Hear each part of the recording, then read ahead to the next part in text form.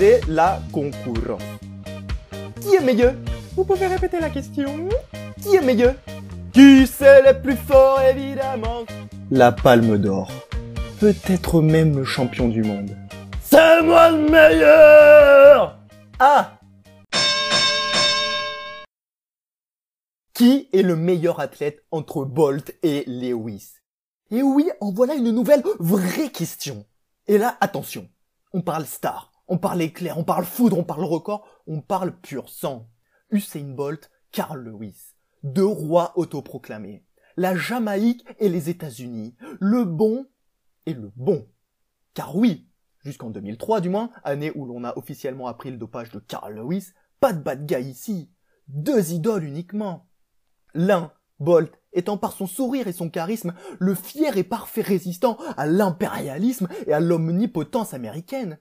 Une sorte de Mao Zedong des temps modernes. Comparaison à brin osé, je vous l'accorde. De l'autre côté, Lewis était lui bel et bien américain. Certes, mais Lewis, il était beau, svelte, élégant, un vrai athlète en somme, un vrai champion surtout. Et ça, face à Ben Johnson, ça suffisait largement pour endosser le rôle du gentil. Pourtant, ce n'est un secret pour personne que Lewis était chargé en 88 aussi. Mais bon, là on dira que c'était les mœurs de l'époque sûrement. Voilà pour les présentations. Mais finalement, tout cela n'est qu'une affaire de génération.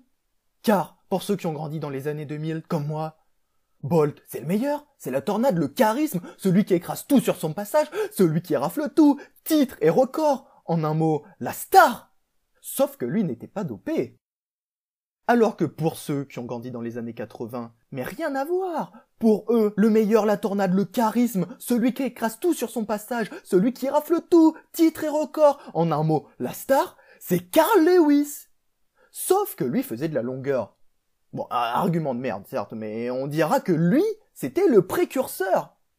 Mais comme il y avait Jesse Owens dès les années 30, alors on se cachera derrière l'ultime argument pour ne pas tomber dans une dépression chronique et se dire qu'on a vraiment grandi dans une décennie de merde. On dira, eh oui, mais de toute manière, on peut pas comparer les époques, on ne saura jamais qui est le plus fort.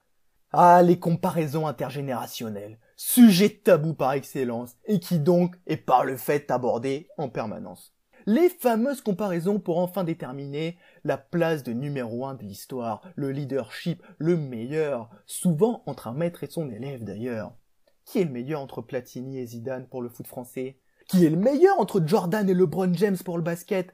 Entre Armstrong et Contador pour le dopage? Ou encore plus technique entre Polanski et Harvey Weinstein pour la production cinématographique, bien sûr. Cependant, le fait est qu'être nommé dans ce genre de comparaison dénote déjà largement la place occupée dans l'histoire. Je veux dire, on verra jamais ce genre de comparaison historique entre Thomas Castagnède et David Skrela en rugby, aussi bon soit-il. C'est pas l'élite, quoi. Tout serait donc une question d'impact dans les mémoires collectives. Et à ce petit jeu-là, la foudre a encore frappé très fort, électrisant chacun de ses spectateurs lors de ses apparitions, toutes plus éclairs les unes que les autres. D'autant que Bolt, ça veut dire boulon en anglais. Et ça, on pourrait croire qu'on s'en fout. Et c'est vrai! Toutefois, cela me permettra de conclure en disant que, vu comme Bolt a resserré les vis, il faudra largement plus qu'un mec en jean pour faire tomber de leur piédestal Bolt et Lewis. Voilà pour ce deuxième faux débat entre King Carl et Usain Bolt.